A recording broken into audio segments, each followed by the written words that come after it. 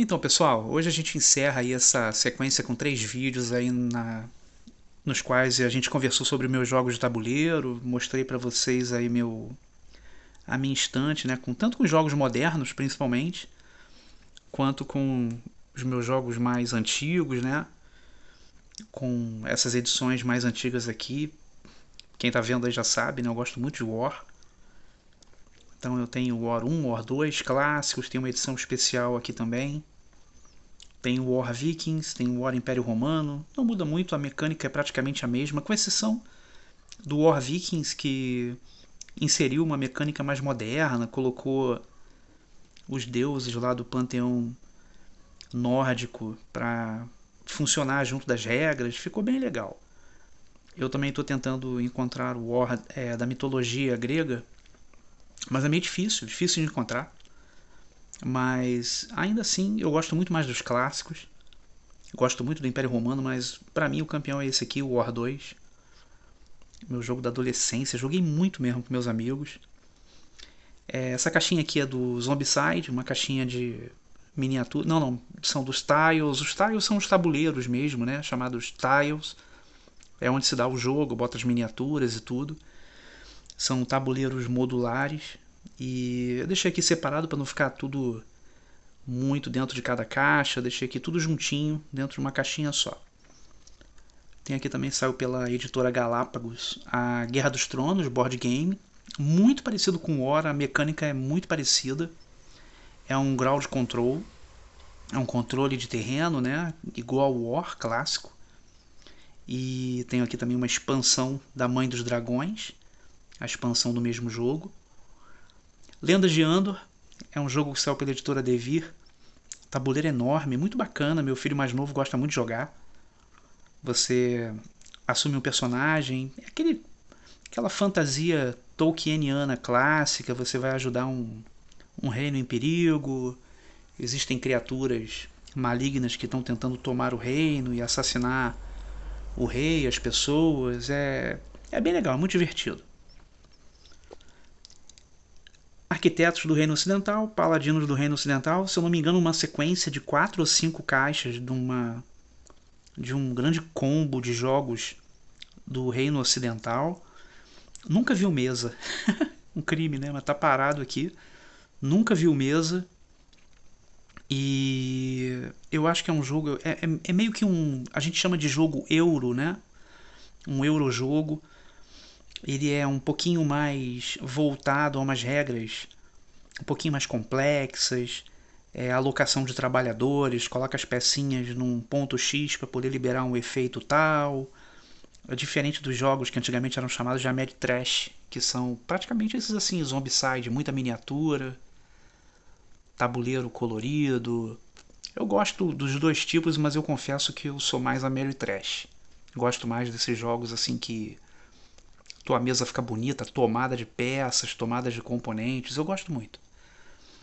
E tem esses dois jogos, ainda não viram mesa, são um pouquinho mais obscuros assim, mas parece ser muito legal também, mas tá parado aqui em casa. O próximo jogo é Fate, Defensores de Grimheim, tá aqui em cima.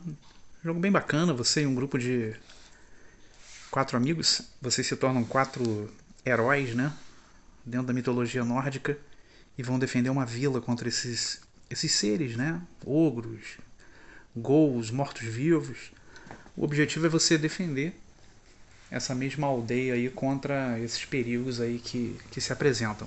Na sequência eu tenho Destinos, você precisa de um aplicativo, eu tenho também o Destinos original, caixa básica, mais o Bosque da Bruxa, que é a, a sequência, vamos dizer assim, né? Você tem essa...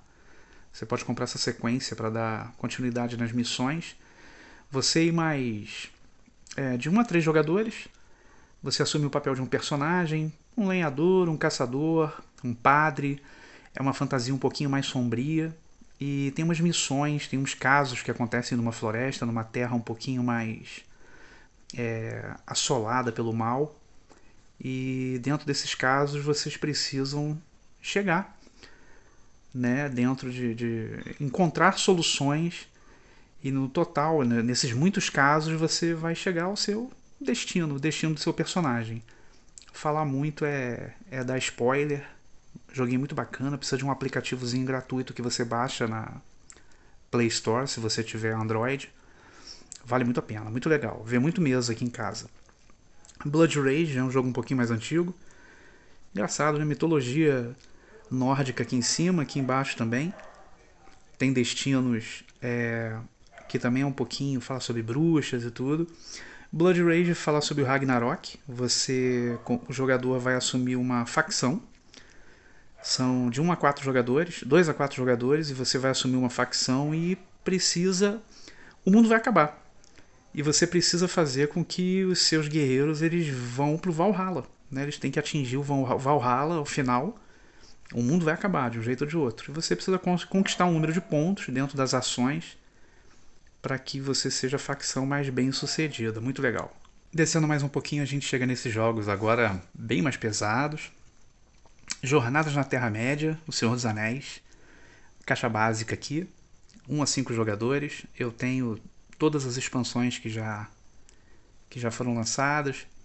Propagação da Guerra, Caminhos Obscuros. E tem umas 3 caixinhas. Não vai dar pra ver aqui. Tem essa aqui e mais 2 atrás, com personagens, para você poder inserir na trama. Da mesma forma que o Destinos, ele também tem um aplicativo que você vai seguindo, o aplicativo vai te lançando as missões e você, através de várias miniaturas, os personagens clássicos, é um negócio fantástico. Você vai cumprindo, é muito imersivo, você se sente de fato dentro da Terra-média e vai seguindo lá de forma muito divertida as missões que o aplicativo vai te jogando. Aqui embaixo eu tenho Insondável, para quem gosta de HP Lovecraft. Você está num navio, e esse navio a vapor, mais ou menos na virada do século XIX, século XX, ou início do século XX, anos 10. Enfim, você tem esse povo, né, submarino, esses seres abissais, que vão tentar tomar o navio, vão tentar virar e tomar os corpos, né, da tripulação. E a tripulação ela precisa fazer o possível para sobreviver. Quem já viu aí Among Us, você vai ter a figura de um dos personagens como um traidor, né, ou como um híbrido, que também dá no mesmo, é um inimigo também. E é esse híbrido ou traidor tentando destruir o navio, matar todo mundo, e os outros personagens, os outros jogadores tentando fazer com que o navio continue a flutuar, sofrendo os ataques aí dessas criaturas. É muito divertido, muito legal. Aqui do lado eu tenho Star Wars Rebellion, jogo para 2, onde jogo bem pesado, mas é muito bom.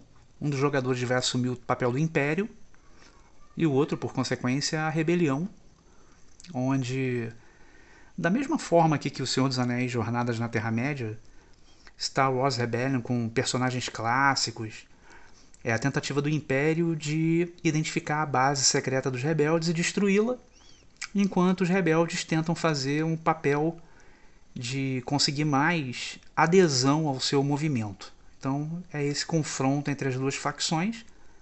É muito mais fácil ganhar como Império Galáctico, mas é um jogaço. Aqui em cima Frostpunk, comprei há pouco tempo.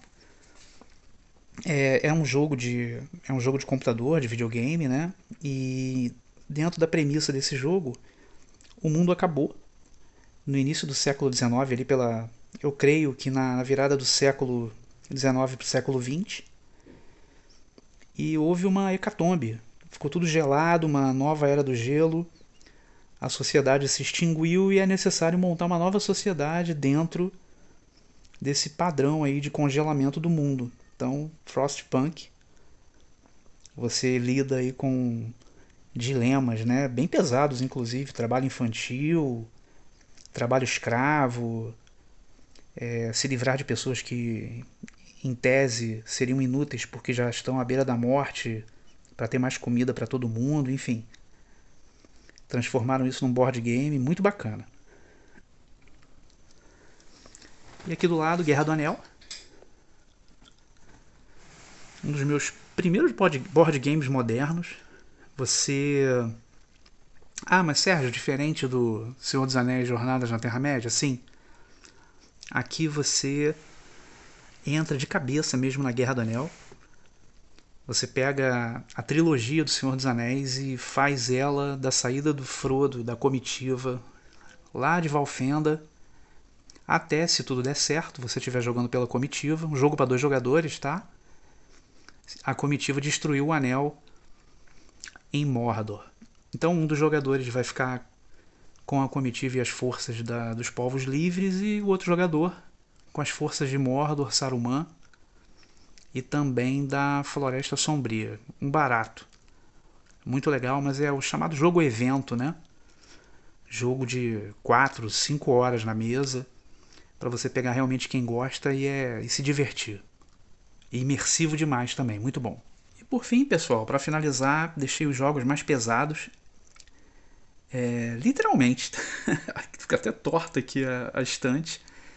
Eu tenho Gloomhaven, que é um jogo evento também, é um jogo para várias sessões. Alguém chegou pro criador e falou assim: cara, como é que a gente pode criar um jogo de tabuleiro que transmita toda a sensação e as mecânicas de você jogar um RPG, mas dentro de um jogo de tabuleiro? Tá aqui, é Gloomhaven. Imenso, a caixa que pesa quase 10 kg de componentes. Acho que são 95 ou mais missões e vários personagens, horas e horas de jogo.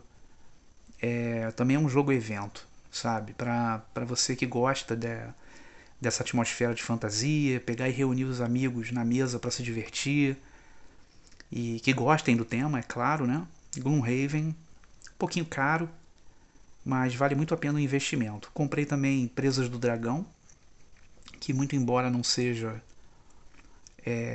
uma expansão do Gloomhaven original, é um jogo à parte e que muitos dizem até para você começar jogando por Gloomhaven, pesadinho também, Presas do Dragão, para que você aprenda a jogar. As mecânicas são um pouquinho mais simples, o jogo te dá a mão e mostra na prática de como se inicia o jogo, como você monta, enfim.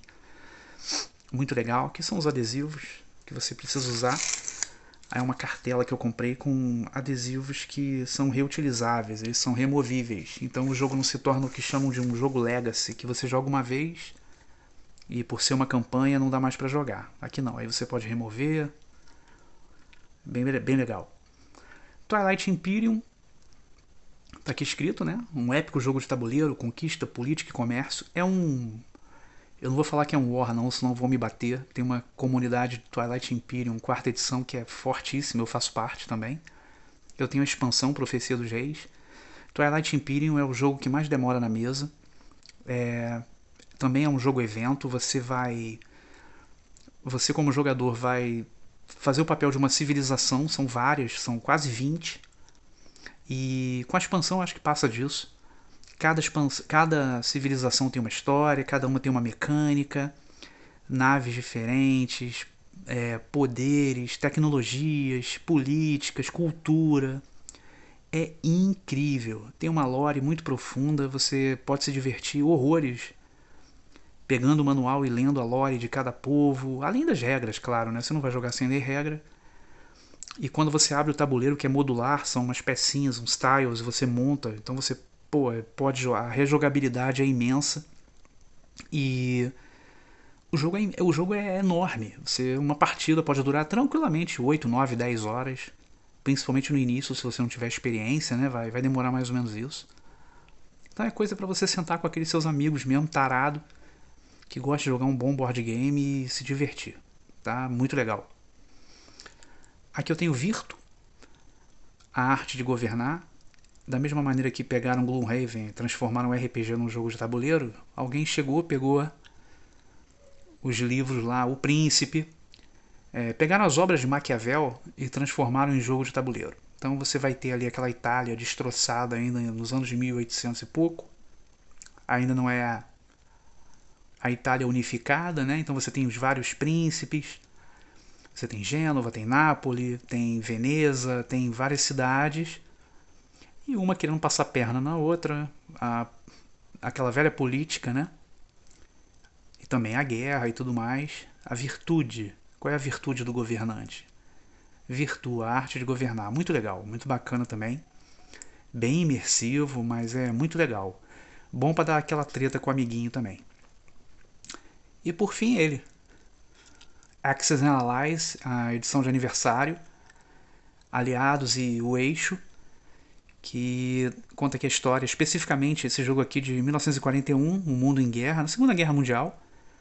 Fala aqui na capa 1941, mas é 1941 e 1942. Eu vou dar uma